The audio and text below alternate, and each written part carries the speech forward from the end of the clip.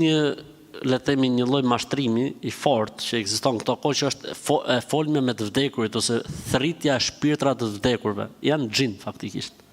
Janë xhin të cilët kanë të njëjtën formë të folurit të vdekurit kur ka qenë gjallë. Edhe kanë të njëjtin informacion kur ata kanë qenë gjallë, të njëjtin informacion.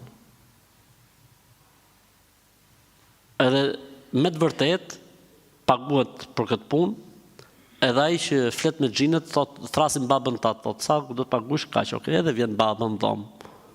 Harbi e thotë si ai mirë, po si është Asmoni, për shembull, si është Filoni, si është Xoni, si është këtë emrat e njerëzve që kanë qenë në kohën e tij.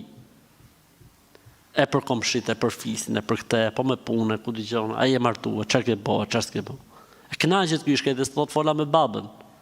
Baba atë u bë vorba në varr. Ky mendon se ka fol me babën. Ose ka fol me gjyshin e kështu me radhë. Por gjitha këto janë pralla. I thanë ja Sheikh Albanit, Allahu e mëshiroft. I thanë është njëri që sjell këto shpirtat e të vdekurve. Tha Sheikh Albani, se Sheikh Albani ka qenë pik shqiptar.